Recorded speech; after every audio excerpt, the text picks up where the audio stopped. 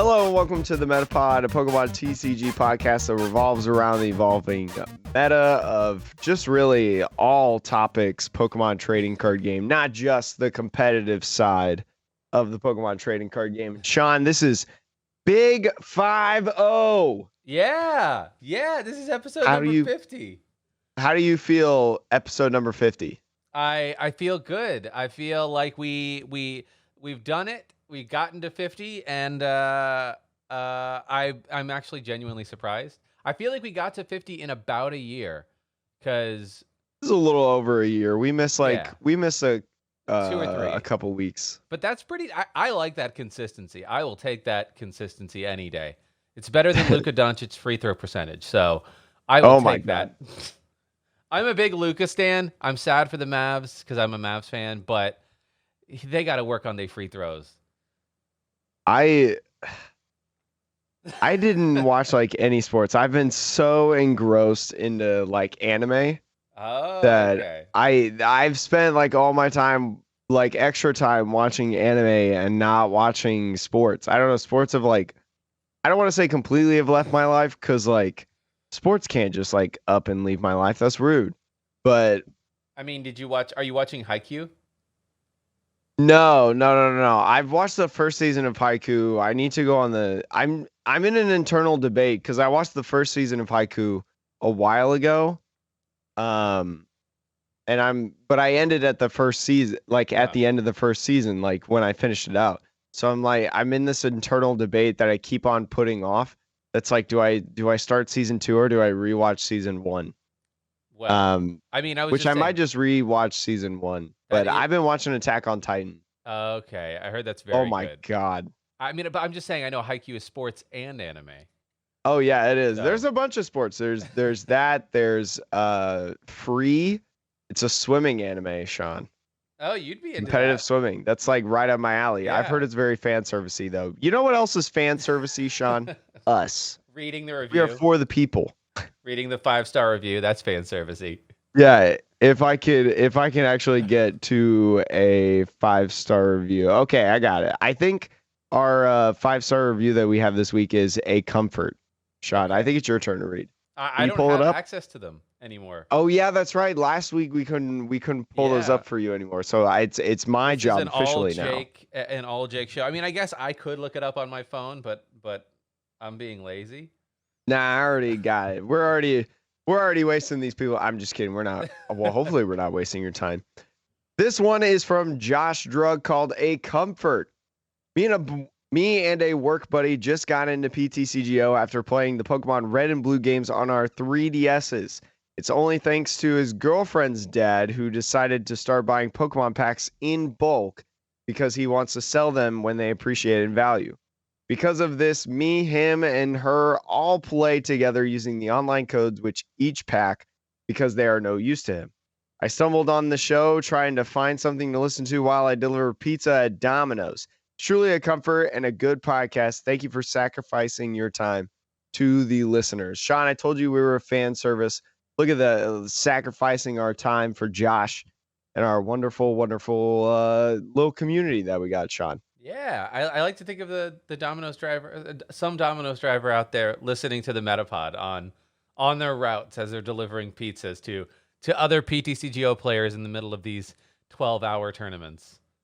Yeah, but I mean, that's another good thing. I mean, we don't talk about this enough, I feel like, but the one thing that PTCGO does well is teach you how to play the game and get you started in playing the game. So definitely especially for all of our new people, whether you're looking to get in or, whether you just got in, just keep grinding PTCGO, play the theme decks a lot. I mean, it's a little grueling to play a theme deck, but play the theme decks, grab a deck list that you want on Play Limitless, and just start trading your prize pack stuff and try getting those cards and try trading to build those decks. That's how you build the collection, in my opinion. You try to make friends specifically that, whether or not it's in person or online, but people that you can challenge directly on PTCGO, because I will say, playing theme decks on ladder would be soul crushing. Because it's not awful, but I think with all the stuff that's out there, you would just be like, I can never get good at this game. And then at least if you find a Well, human, theme decks, it's not meant to like the to new keep you ones, there, especially because now the Inteleon deck is out. the new theme decks, the Um, Teleon ones are not bad. y'all know those are really, really good, but you can't play theme deck ladder with those. No. I only suggest theme deck ladder because when like everyone starts, their collection is so small, Mm. that like if they play on theme deck ladder, they at least have like a fair ground with everyone else. Rather in expanded, you're just gonna hit donk decks and haunch crow, and standard. You hit all the ADPs in the world. Mm. Mm. Mm. No. Anyways, instead of talking about cards that are a problem and have existed, let's talk about the new stuff. You want to talk about? Let's talk about the new stuff. Do you want to talk about the big RARs? Well, no, Chilling Reign pre-release. We'll start with that. Oh yeah, that's right. There was So I mentioned to Sean. I asked him before the podcast. I was like, "Did you open up any Chilling Reign?" I did. I And then did. I forgot that we opened up Chilling Reign. Anyways, Sean, what'd you get? I didn't get much. I opened up 3 kits and then a lot of extra, like some of the extra packs that come with it. I think 8 packs total on top of the 3 kits. So that would be like what, 12 plus 8, 20 packs actually. And I got 2 hits out of 20 packs. So that was very bad. That's not high at all. I was No. hearing like 1 in 4, 1 in 5 hit rates. Yeah, I had 1 in 10 hit rate. So one card that I got for the people who are watching on YouTube, you can see this. I got a Celebi VMAX. That's all. It's aight. It's aight. And then I did get one pull that I think was pretty nice, which is the full art Blissey. Yeah, that Blissey V alternate art looks really, really nice. Yeah. Anytime you can get the alternate arts and the new stuff, like Battle Styles and beyond, you're happy because they're gorgeous. They're just gorgeous. Yeah, it just like feels good, you know? So like I'll give Pokemon Company some props for when you do pull the good stuff. It's not like the rainbow rares and even the golds, they always had this effect though of like, oh, it's rare, but when you look at it, you just kind of blinded by shiny. Like there's nothing Yeah. interesting to look Especially at. the rainbows. Yeah. But now with this, it's like, okay, I got the good stuff and I actually want to look at it. So it's pretty sweet. It's interesting how they've moved from a lot of these alternate arts going from promos now, because you remember tag teams like the original tag teams from Team Up, they all got like 10 boxes with those promos. The Pikachu Zekrom, the Eevee Snorlax, the Venusaur Celebi. I forget a lot that Venusaur Celebi is a card. I'm gonna be honest. Oh my gosh, yeah. Yeah, I think everybody does. All the Venusaur tag teams are just kind of trash, to be honest. Yeah, the Venusaur Snivy one was, I think it was like good in a Mewtwo box for a little bit because of its ability. Yeah, but then it was like Aurora box or whatever. Yeah, before we got boss back in format, you could boss something up with a Yeah, that was your boss. Which is like, man, if a tag team with 3 retreat cost is your boss, that's so bad. But that was also like I think before Birdkeeper as well. Yeah. So like I mean we still had Switch and Mallow and Lana, but like at the time I don't think no escape rope. I don't think Air Balloon and Birdkeeper existed, and I think it was like a welder version of Mewtwo that played Aurora energies. So like I don't know. It was weird. Either way, it's a cool alternate art though. That came in a box too. Because the Charizard breaks in and the Venusaur Snivy came in that box with the playmat. Yeah, I think the only those are the alternate arts. The SBDO came in a box. I can't remember any alternate art tag teams. Oh no, like Blastoise and I mean there were a couple spread like in the sets, like Blastoise, Piplup got one in there, like ADP got one in there. I like the Choo Choo one the best. Choo Choo and then the Magic. Oh my gosh, Wailord. Those two. That was like one of the few times that in a pre-release that I actually like hit well. Like I pulled that in my pre-release and I was like, I'm not putting this in the deck. We're not shuffling it. and it's been in the binder, and it's one of my most beloved cards. It's so good. It's so good, Sean. So, Jake, what did you get? Did you open one pre-release, some I pre-release? did open up Chilling Reign. I just got one pre-release because I'm poor. Still don't have like a stable job at this point. But Post college. Twitch chat has been good to me. But I did get one pre-release. I won't spoil what it is because YouTube, you're gonna have to watch it Okay. on YouTube. It'll be out later this week. I mean, we got one hit in that. We got one hit in that. It was a pretty good hit. Okay. It's a pretty good hit. I was pretty happy about it. But the real kicker came with my Team Challenge prize packs. Okay. Because when I went to go get my pre-release, I got my Team Challenge prize packs as well. They had come in because we did ours early, like earlier than I think most stores were doing it. Because we finished before everyone else. I feel like we were like one of the first people to finish that I saw. Yeah, the second one. Okay, cool. The second set of qualifiers, and I got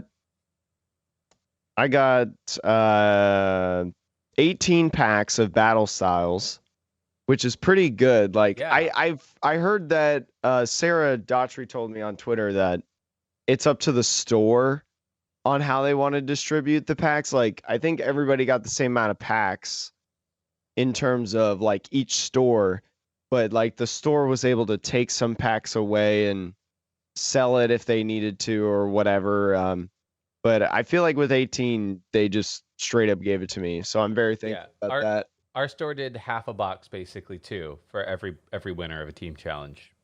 I mean, I wouldn't mind if my store took like 8 packs and I only got 10, because that's 10 free packs I still got for like winning a free event, right? So it's still like really good pricing. But I pulled the Sleepy Tyranitar out of those prize packs. Papa Pikachu sent me the Sleepy T-Tar. Sean, I don't have it out right now. That's fine. But that's a good but I mean, it's in safety, so might as well, because I haven't finished the morning coffee yet, Sean. Wow. But you, myself, and every listener here, if you drink coffee, tea, orange juice, whichever one, you can sip the morning cup of Joe as we talk about the wonderful things that are going on in Pokemon, including how many cards have been sold, Sean, during the pandemic. Yeah. We have approached a full year as of March 2021 in the Panini, the COVID-19 pandemic.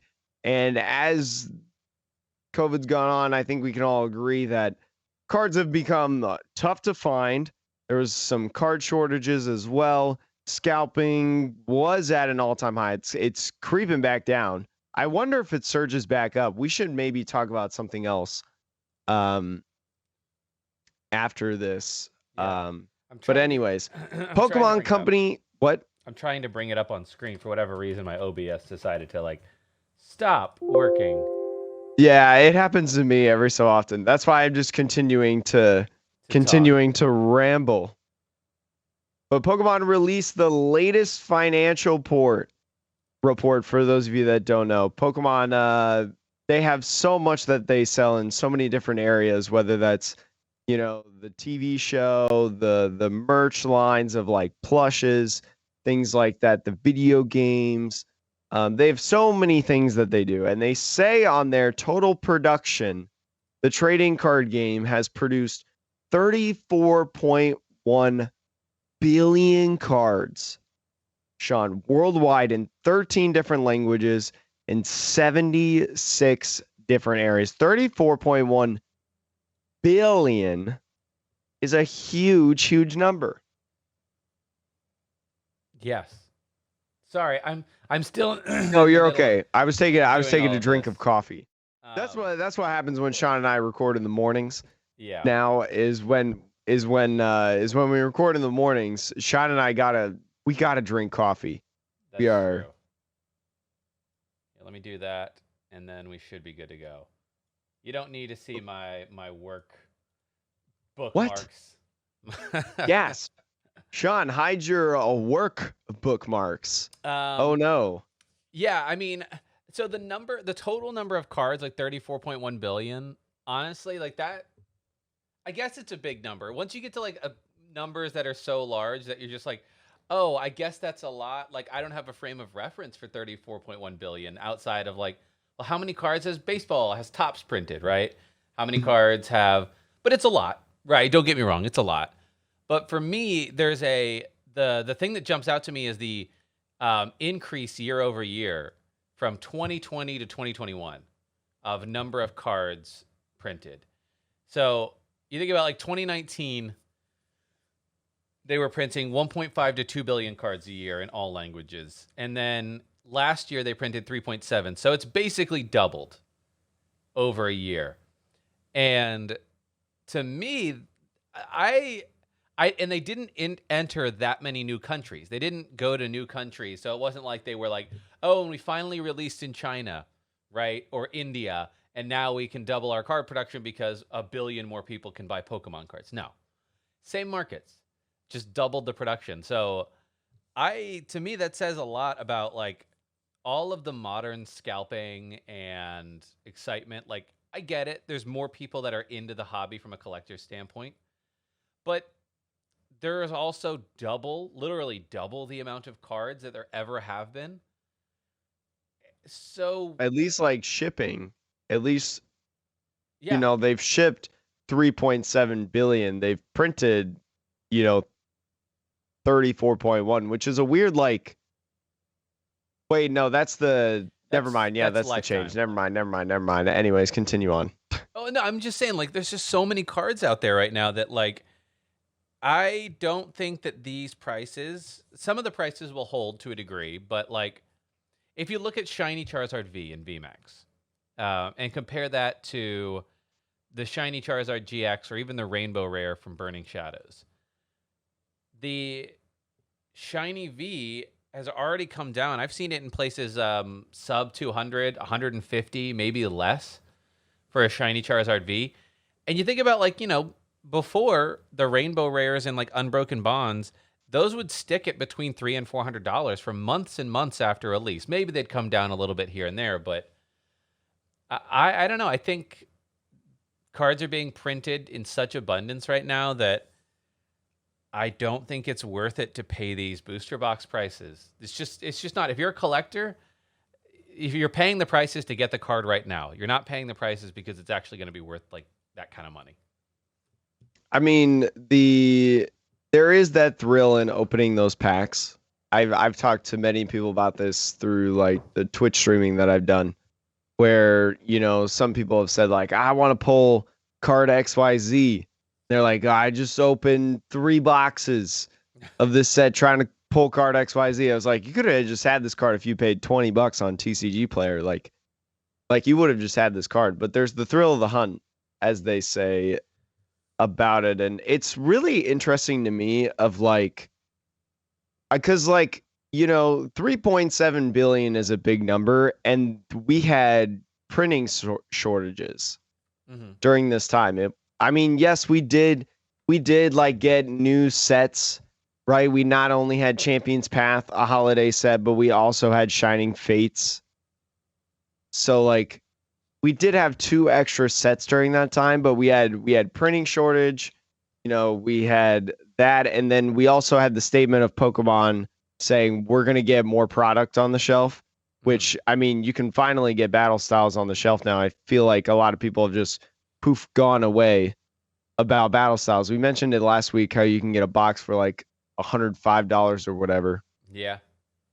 But it's like I could have seen this number go like either way. I could have seen it be lower than 30.4 billion, or I could have seen it like where it is right now on the higher end. I would have said this is more on the higher end.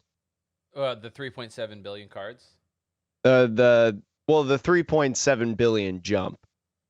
Well, so no, so I think this is important about these numbers. The 3.7 billion is not a jump. That's the absolute value of cards that were shipped in that year. The 34.1 is, and this is maybe how PokeBeach is framing it. 34.1 is all time cards printed. Oh, I was gonna say, like, I was looking at this and we were like, oh, it's like climbing every single year. Yeah, this I was is like, that's good. from 2016 or 2017 onward, not 1997 or 1998 onwards. The Pokemon Company has shipped 34.1 billion cards total. But you think about this and you're like, okay, that's why I was like, oh, it's a big number. 10% of all cards that have ever been printed in the Pokemon game were printed last year. 10%. And that means that like 10% of all of the rare cards in the world, and secret rares and ultra rares or whatever, are going to be from this last year, which means there's such an abundance of this stuff. That's the point I'm trying. So there's an abundance in terms of absolute volume, but at the same time, Jake, you and I were talking about how there is actually like you don't get a lot of good pulls in packs. Like the ratios have been really bad. Some of them are really bad, and then also like battle styles had like a lot of people were saying how battle styles had like a really bad print quality, and then like Chilling Reign, I saw some of my cards did not have the greatest of quality either. I don't know. This is something that was like kind of half on the Chilling Reign stuff and half on the 3.7 billion, but like I have personally, like, if boxes, we talked about this last week, if boxes are going to stay above $120, the issue I have of buying these cards partly as a player, and, opening packs has never been the most efficient way to build a deck, obviously. But, I like doing it. Like, you like doing it. People like opening packs for fun and also being like, oh, and now I can take whatever I pulled from these couple of boxes and maybe build a deck out of it. But the fact that you need Vs and VMAXs and they both occupy the same rarity slot in a box, and it's not like they doubled the amount of pulls. The amount of pulls is the same, and you're getting half of what you need in a box to build a deck. Now you need, oh, you're not even getting half, Sean. But yeah, that's like you need now. If you were to do a 4-4 line, let's say, not that you always do that, but let's say you did a 4-4 line. In the tag team era, which I don't love, but in the tag team era, you needed 4 cards to get a play set of your like main deck card. This one you need 8. And that means you have to buy double the amount of product and get equally lucky, which is just double plus. I think to get a 4-4 line, that's 8 cards, right? I think you'd need like 10 boxes. Yeah, that's not unreasonable with how like large some of these sets can be. How bad the pull rates can be, especially in the VMAX thing, because like most people know that the Vs are like the VMAXs are like a ultra rare plus category. Like you might get 5 Vs in a box, but only 3 VMAXs. So to your point, like you could easily get like you might have to buy a case to get one play set of one of the VMAXs, and even that's not guaranteed, and that's silly. A case. Yeah, I never recommend people to bank on hitting a card because it's always that card that you'll never find. It's the last card that you want. But the thrill of the hunt, Sean. I guess. All I know is I remembered I bought boxes in the Sun and Moon era, and after like 4 or 5 boxes, which is a lot, don't get me wrong, but I would buy that amount of boxes every set. And when I'm done, I'm actually sitting here and like I have a play set of every single playable ultra rare. You can walk away and be like, I don't need to go buy any singles. And now let's talk about like how many alternate like secret rares there are. Yeah, if you're trying to complete master sets, forget about it. Yeah, like it's. I'm not gonna tell you how to spend your money. If you got it, spend it however you want. But holy moly, it's just like it's tough. It's tough to open. But Jake, do you want to talk about the big news? We didn't even preview this episode, but there was some big news. There was some very interesting news. We've talked about Evolving Sky recently and different things, but it was like literally as soon as Eevee Heroes like came out, it was like the next day or two. Dragon Pokemon are coming back to the trading card game. Sky Stream and Towering Perfection revealed another double set. Sean. It's now become the new like this is the new thing that Pokemon is doing now. They're just printing all these double sets. It's worked. It's been great. People have loved it. Why And have everyone buy one box when you can have everyone buy two boxes? yeah, that's the thing. And then oh my gosh, it's wild. But anyways, both sets will feature a dragon type Pokemon. They've been abundant to the TCG, but once Sword and Shield base set came out, they have been gone. It's just miraculously gone. Sword and Shield base set, Pokemon had said fairy Pokemon done, not being printed anymore. And then like Dragon went down to the shadows. They never like commented on Dragon Pokemon. They just like disappeared along with fairy. And then now they've sprung back up into forms that we know and are aware of. I feel like, Sean. Yeah, I mean, to the point that you made, they specifically said fairy are going away, and I think they had to do that because also like there's fairy type energy that's in the game, and it's and there was that speculation. We probably talked about this early on in the pod, which was like, well, what about dragon? And they didn't say anything, and I do think I remember us talking briefly, like maybe they'll just bring Dragon back in like one big set. Like it's going to be like a big thing for them to bring Dragon back. And that's absolutely what they did. So I guess this is like Pokemon Company is basically like anime, where until you see them, you see somebody's dead body, just assume they're still alive. Right? Yeah, It's like watching Dragon Ball. Just assume that they're alive somewhere. It was just weird because like they've had dragon Pokemon printed again and again, like on these cards and stuff. Like Yeah. in the first Sword and Shield base set, Salamence is Yeah. just a normal type Pokemon, which is Altaria. a huge disservice to Salamence. Yeah. You have Altaria that's also a normal type, the one that can wall out Pokemon. So yeah. But Jake, It's pretty wild. If we do look at the some of the cards that were announced, Rayquaza VMAX, Rapid Strike Pokemon, Sean, has the ability Sky High Wave. Once during your turn, discard all cards from your hand, and if you do, draw 3. Very interesting ability. It's almost like a free research. This is like a sure way how to get out of a dead hand. oh yeah. Which is pretty bonkers, I kind of feel like. Yeah, I would say that this ability, like we talk about Calyrex VMAX, you get to attach an energy and draw 2. Mm-hmm. And this is basically discard your hand, draw 3. And I guess my question is, Jake, is the ruling that even if you don't have any cards in hand, can you use this ability? Well, it's not like Marnie, because I think Marnie officially says if you shuffle up Yeah. cards and put them at the bottom of your deck, draw 4 and 5.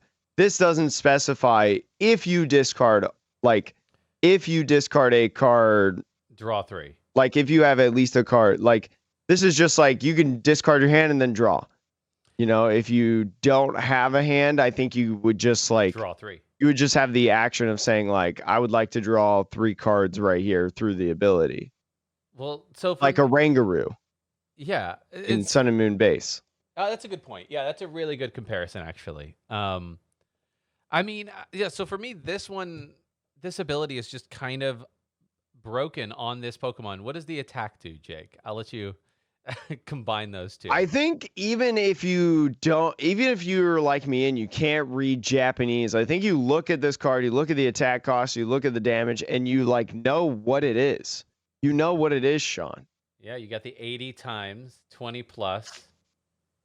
For a fire and lightning energy G-Max burst 20 plus damage, you may discard either any number of basic fire energies or any number of lightning energies from this Pokemon. Does 80 damage discarded in this way. This is almost identical to Rayquaza EX from back in the day. If you ever play Legacy Ray Eels during that era of Heart Gold, Soul Silver, early Black and White. But I'm looking for Sean, that's not Flaffy. the only thing. Please present Flaffy. Yes, there we go. Here's the Flaffy. The nice little electric sheep stage 1, 90 HP ability Dynamotor. Once during your turn, you may attach a lightning energy card from the discard pile to one of your benched Pokemon. Ray Eels is literally coming back. Except I think it's better because this is a stage 1 was if electric. No, I think it was Electrike that had this ability, not Electros. I mean, I would say though that Rayquaza in that format had a weakness, which is another thing to talk about with these dragon Pokemon. They've officially decided that dragon Pokemon, at least in this set, have no weakness. They are just not weak to anything, not even to other dragon types. Like they could have made dragon weak to dragon. That's been a thing before. Mm-hmm. But no, they're choosing to just not have them be weak to anything. So, like, I look at this, Jake, and I'm just like, why would I play any other deck? There is almost no other deck that seems like it matters with this deck. And I know that, people also are comparing this, like saying that they get Reshiram vibes from this because it's a lightning fire, you discard them. But the problem with Reshiram is Reshiram had a couple of caveats on it that made it unplayable when push came to shove. And that was I think you only could discard from the bench. Yeah, you could only discard from the bench. So, you have to not only have the energy requirement on it, you have to have additional 3 energy on the bench, and you had a damage cap of 270. This has no damage cap. So with this one, you're like, okay. And then the 20 plus is important here. They could have left it as nothing, like just the main attack 80 times. And that means if you discard 4, you're hitting 320. That knocks out an opposing Rayquaza VMAX, but it does not knock out something like an Eternatus VMAX or any of those 330, 340. They could have done that, and I think that would have still been perfectly fine. But no, they gave it 20 plus, which means you're hitting 340 with 4 energy discarded. And that OHKOs everything in the game, which, like, obviously they want to make this Pokemon good because it's like the main It's Pokemon. the face of the set. Right. But, like, giving it this attack and giving it this ability on top of that, like, you have the OHKO machine that has no weakness and a built-in draw engine. Like, what? Who? I mean, I love it. I'm going to play it, but, like, who thought this was a good idea? It's also single strike. Or I'm sorry, rapid strike. I always get them mixed up. Like I differentiate between blue and red. I don't do rapid and single. I just say blue or red. It's the blue one. We have rapid strike cards, Sean. Remember Octillery. I mean, I don't know if you have the bench space that you want to use Octillery in a build like this. I think you just want to go like heavy draw, especially with this ability. Yeah. And then maybe like Zigzagoon Nets to combo with your Flaffies. Yeah, I don't know. Since this is a rapid strike, like, I'm sure the Pokemon Company has something in their brain of like what can combo with this well, but on the surface, I don't think it needs it. Like, you could have not made this rapid strike, and I think it would have been fine.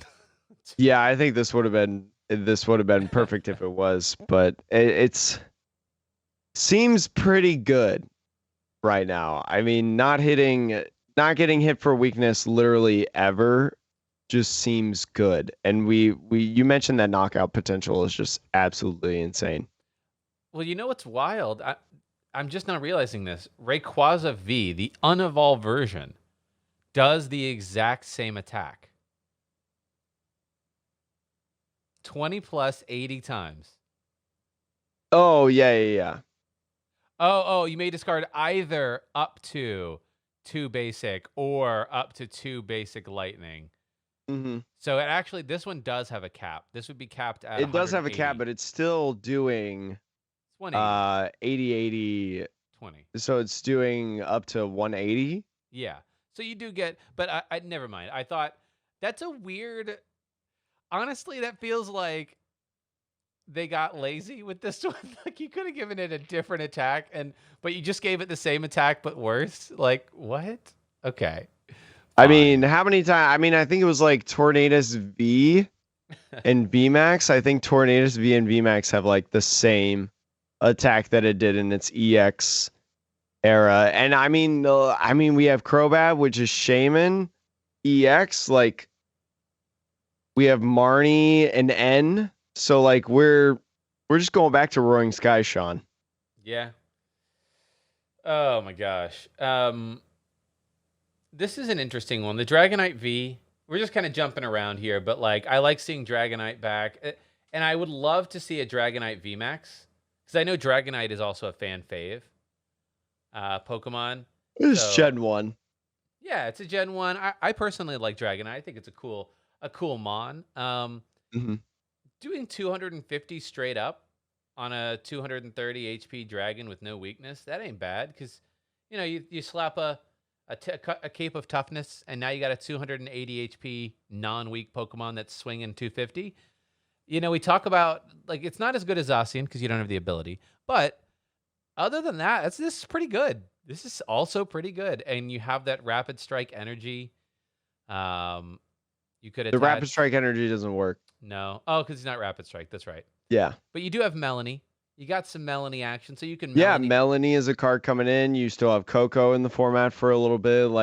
Yeah, you Like got I agree. Flappy. I don't think Dragonite's like out of the realm of the ordinary right now. I just think a 280 HP dude with that cape of toughness, then you're gonna need a Zigzagoon ping if you want to kill it or whatever. And if you're Eternitist, like I don't know, it feels like they want to make Dragon like the undisputed best typing again. I mean, it's that thing of like the circle, that we've talked about how like Dragapult came out and then right after it Eternatus came in and just womped. Then right after Eternatus came out, we had the Urshifus come out and that just womps. And I mean, we've already had psychic Pokemon in with like Dragapult and stuff, so why not just bring another dominant typing that doesn't disrupt that circle per se, that can just really wipe them all? I mean, that's the next option. Yeah, I mean, look, it's. We'll talk about more of these cards, I guess, when the set comes out. I mean, did you want to talk about Noivern or Duraludon since we're here? Not exactly. Maybe Duraludon VMAX. Okay. But Duraludon VMAX, a 330 HP dragon type Pokemon. It's already got a metal card, I believe. This is single strike, which is interesting. I think this is the only single strike that requires well, no, that's not 100% true, I don't think anymore, but I was going to say it has metal energies in it. Which is interesting. Fighting and metal is an interesting combination because single strike fighting energy or single strike metal energy does not exist. But the ability Skyscraper prevent all damage done to this Pokemon from attacks each of your Pokemon that has special energy attached to it. This is interesting in my opinion because Houndoom is a card. Houndoom can accelerate those energies, and even though it can accelerate impact energies, the single strike energy from Chilling Rain, I still think it's kind of interesting how you have two different special energies for single strike Pokemon, and one of them accelerates, and you have this ability.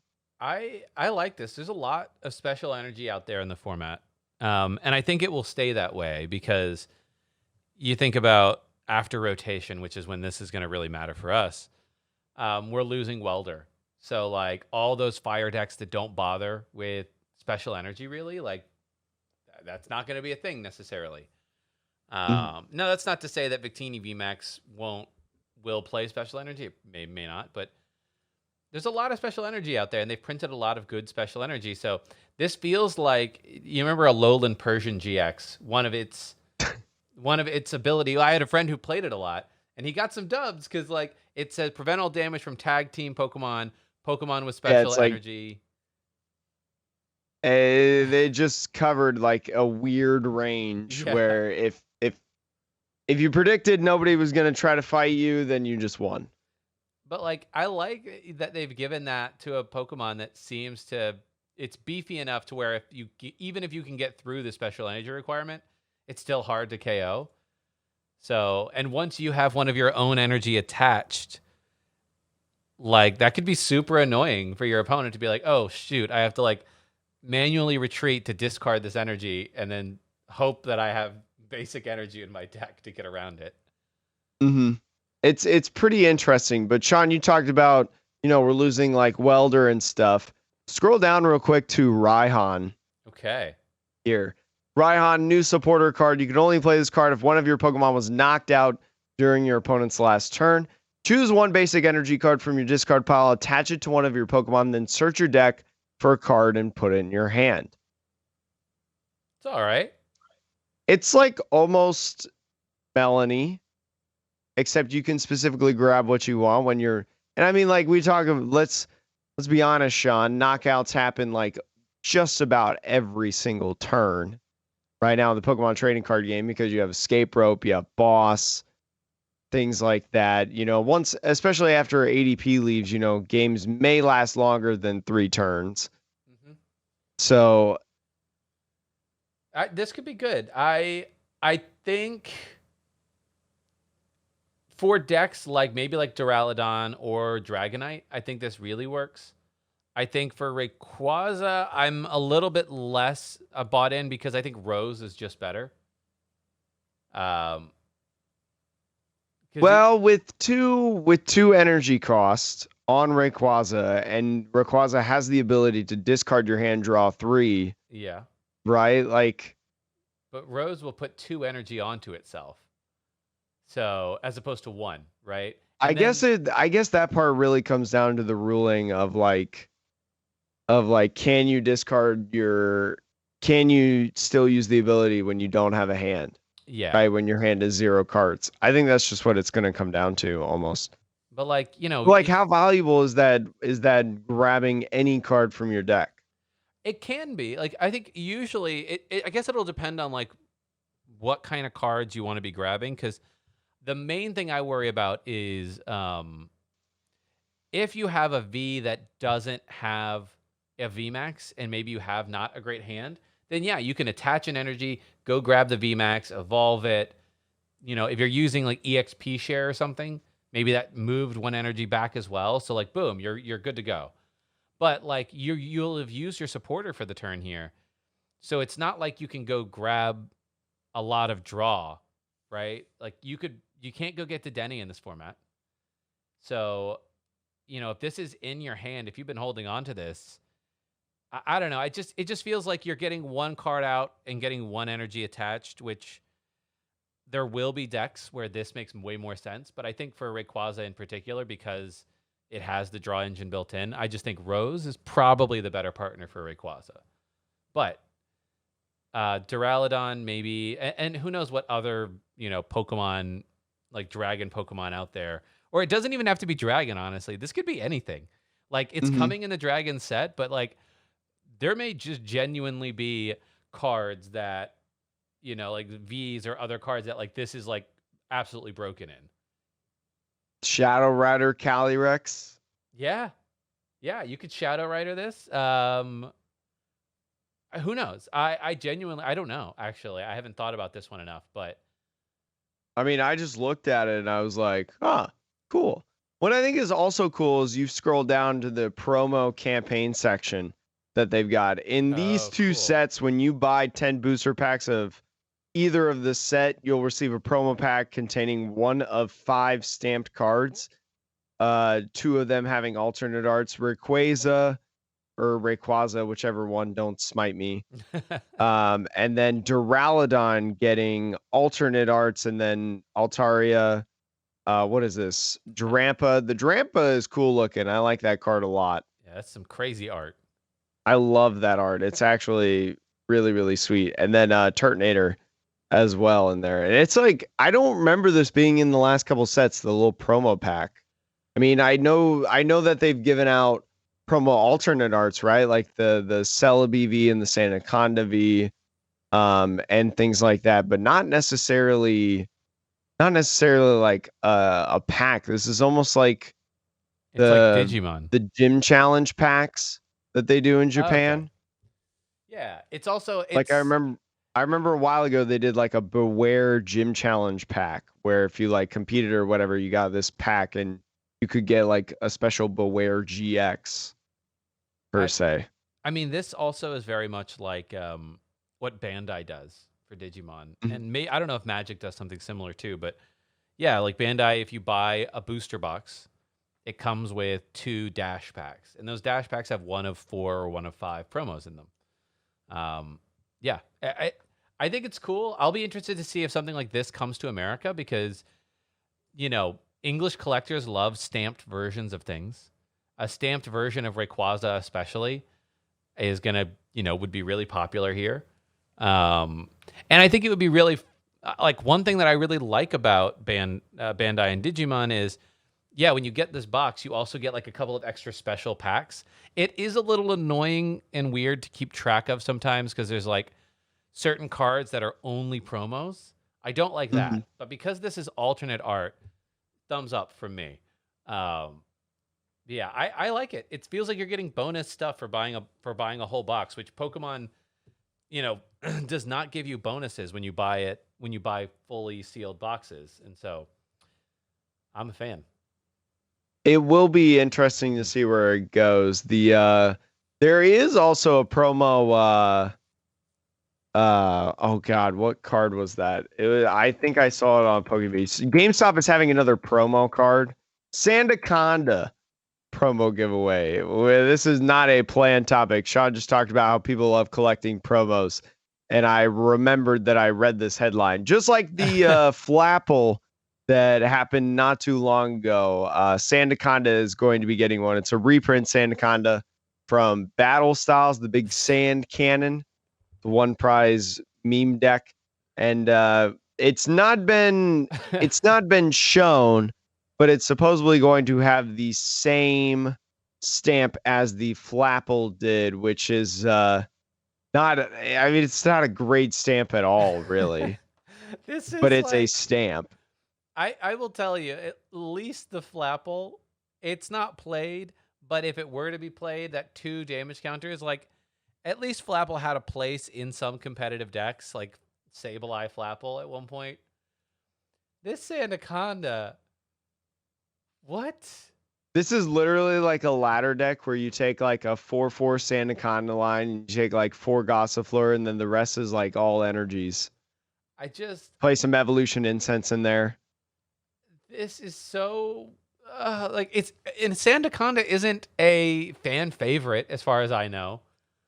Like what? Why this card? I will say though, all of the promos, especially at GameStop, have all been Gigantamaxable Pokemon. We talk about Centiskorch in the beginning, the very first one, although that was literally just a Centiskorch card. No stamp, no nothing on it. Stamp. That was a Gigantamaxable Pokemon. Flapple is a Gigantamaxable Pokemon. Sandaconda is a Gigantamax Pokemon, which shows that like they're adhering more to people who play the Sword and Shield video game with this specific promotion line, right? They're trying to get people that play the video game to understand. And I've somewhat neglected on trying to follow this. I just thought of this last night, but I wonder if these correlate with Sword and Shield events. So like Sean, I don't know if you know, but like they'll have like special events that run continuously through the Sword and Shield video game that they'll keep updating. And one of them is Gigantamax raid events. So like they'll rotate which Gigantamax Pokemon you get in raids. I really wonder, I need to look at this once the Sandaconda comes out. Does it say when it's coming out? June 18th. June 18th. So I wonder if on June 18th, or even like right now, if Sandaconda is or will be The the Gigantamax raid Pokemon, right? Because then that would make it like easily recognizable Yeah. in some capacity Yeah, I guess to a lot of people. That does tie in really nicely, but the Pokemon Company could do anything. They can choose whatever they want. So they could have done, Shiny Wooloo. Yeah, I Had the really raid. think they like went to GameStop and GameStop was like, please help. They're like Sandaconda. It's like, all right, we're gonna do a Anaconda. Here's a card. It's not even a hollow. Here's Just a take card. this card. This card is like okay, it could be used competitively, but honestly, like it's never gonna win Players Cup. Oh God. Well, I'm hyped about Dragon Pokemon coming back. I like the theme. I like the decks are absolutely broken. Rayquaza, I think, will be the meta. Like Radial's coming back makes me feel weird. I mean, basically, I think what we've learned thus far is that Sword and Shield is just what X and Y Part 2. Mm-hmm. And a lot of people, I think, from what I hear, there was a lot of people who enjoyed aspects of the X and Y era, especially over the tag team era. I didn't play it. I don't know. But yeah, I mean, post Sword and Shield, when you have to evolve for VMAXs, which will be a good thing. Cool. That slows the game down just a hair. But I don't know. I would like to see a little bit more innovation, to be honest. Yeah, I mean, I guess that's almost, I mean, because you think about it, like Rain Dance, that's literally been around since day one, and it comes around all the time. So it's. I mean, I feel like with a card game, there's only so many things you can come up with. So I don't know. Yeah, I mean, you don't want to break the game. That's fair, and they want to keep it simple. And at a certain point, you're like, well, if we do any of this wacky stuff, it's not simple anymore. So they just don't want to become like Magic. That's fair. I will. You know what? I'll give them props for that. They don't want to be like Magic, and they keep rotating cards so they're not like Yu-Gi-Oh. That's it. That's gonna be it for me, Jake. Do you have any other last thoughts? I just want to say that Logan Paul had a BGS 10 Charizard around his neck for that fight. It wasn't a PSA. Yeah. Just for everyone listening out there. It was a BGS 10. It wasn't even a BGS Gold Star 10. I don't know why everyone's hooping and hollering about it. to me, with a guy that has that much money, I know there's only like 3 of them out in the world that are that BGS graded 10, but like, come on. You're going to do that and you've got all that money, you might as well just get a Gold Star. But I don't or the think Black Label or whatever it is. Are there? I don't think there are any Black Label first edition Charizards. I don't think it exists. Then you should have stuck with PSA. He's got to wait a minute, hold on. He's got to remember his like special card from that box break is PSA. PSA made a special label. Yes, he did a special label, but I mean, the reason he went with the BGS is because BGS 10 is harder to get than a PSA 10. Oh yeah, but like it's interesting. It's interesting how he went from PSA over to BGS. I wonder how BGS's like incoming PSA is. I currently. I think the PSA company is like. I don't think there was any thought behind it. I think it was, what's the rarest first edition Charizard I can wear on my neck? And the answer was BGS 10. So that's just what he did.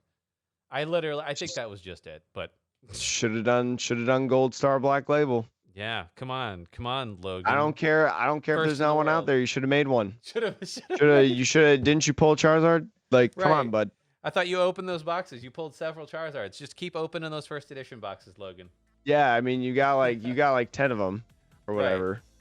Oh, anyway, Sean, that's all for today's episode. Dragon, rock the dragon. Dragon, rar. Sean and I are recording in the mornings. Rar. Anyways. See ya. Thank you all so much for watching this episode of the Metapod, Pokemon CCG podcast that revolves around anything evolving meta. I am Jake. This is Sean. Have a great rest of your Tuesday.